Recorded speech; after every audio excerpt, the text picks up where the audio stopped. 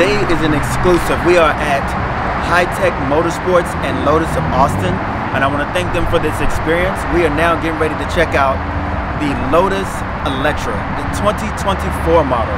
And when I tell you, mind blown, 900 horsepower hyper SUV, you can't go wrong with it.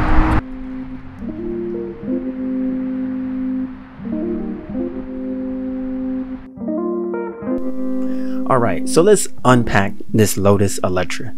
So first off, Lotus is a British company, and you know, they make low volume, lightweight, high performance sports cars. So this is something that is definitely not in their market that I would have ever imagined.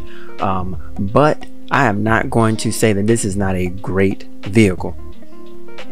Now to start off, there is nothing about this vehicle that doesn't scream sports to me. From its 23-inch wheels, its sleek curves, and all the air vents that it has on it, it screams like, I'm gonna go fast and watch out for me. Because of the size of it, it's still an SUV. You don't expect it to be as fast as it is, but it's definitely quick. It definitely deserves a reason performance SUV behind it, because at the end of the day, I mean, a whopping 905 horsepower, estimated 0 to 60 miles per hour in 2.7 seconds, it stands with its own weight. And with that being said, I mean, Lotus aims to compete with other electric SUV models out there like the Audi e-tron, the BMW iX, and some of those other classes. But to be honest, this Electre kind of resembles the Lamborghini Urus. So that's kind of what I thought when I first saw this model. So let's unpack this hyper electric SUV. There are a couple of things that I noticed and I liked.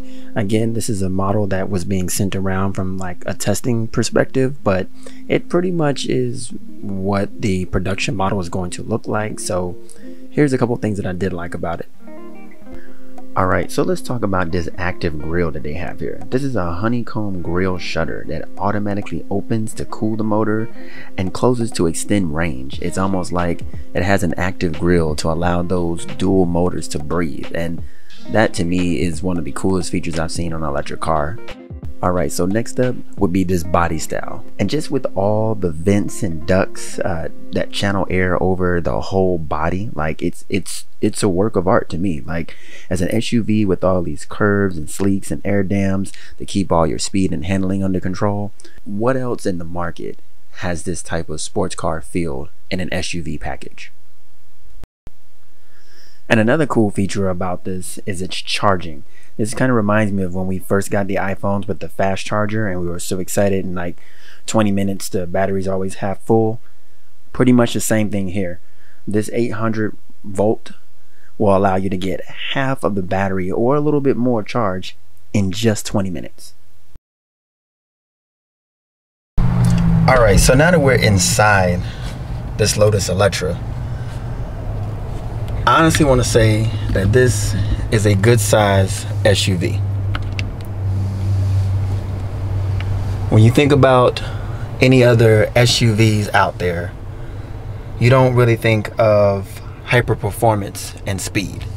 But with 900 horsepower and a frame that's light, sports tires, and a great suspension, you can't go wrong. I mean, I got an opportunity to drive this the other day, and it floored. I mean, I'm talking every bit of that 900 horsepower you feel, and you do not feel it. It's almost like riding on air. Now, we have a Tesla, and I've always thought that felt like riding on air. But when you know that you're in an SUV, you think, you know, more rugged, heavy feeling, but all the power to all the wheels that it has, every bit of it you feel, and it's light, it's clean, it's quiet, and it's very dynamic. So onto this interior. There's a lot of things about this interior I like.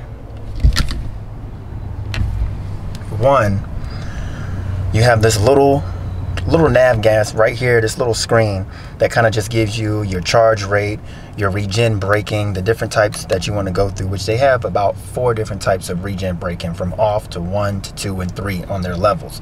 So you get a very, very good obsolete view at just right in front of you.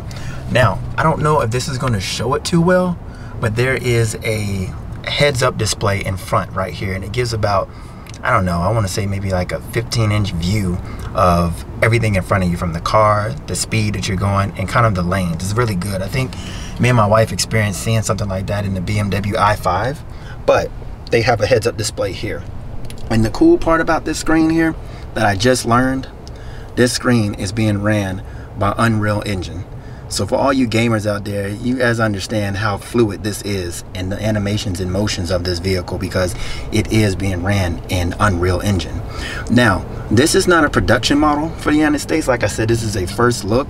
So there's a couple things from GPS standpoint that would be missing, but it has all the other features to kind of give you what you're looking for. You have your camera views, which kind of show your top view. When you're driving, you can see all around you, 360 camera, and then you also have your back camera. So this is really nice. It's a nice feature that it always has there.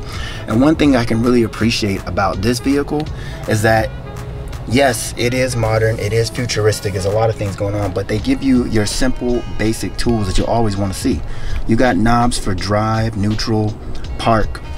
They're all buttons. It's one of those things that, as we start to get into the future of cars, you starting to see less and less of those things, and you get into a car and you're trying to figure out, how do I get it in drive, how do I reverse, park, and things of that nature. But it looks good. And the other cool part about this is you have cup holders. And these aren't like, you know, your everyday cup holders. If you don't want cup holders one day, press these little buttons inside and they come right up. You no longer have cup holders anymore, but they're very simple to press down and create your cup holders. So, you know, for the most part, another cool feature is a lot of this stuff is LED lighted, and I know it's probably at night, so you may, I mean, it's in the daytime, so you may not be able to see it at the moment, but there are a lot of things that move from an LED standpoint when you select different options within this vehicle. So again, this is the Lotus Electre.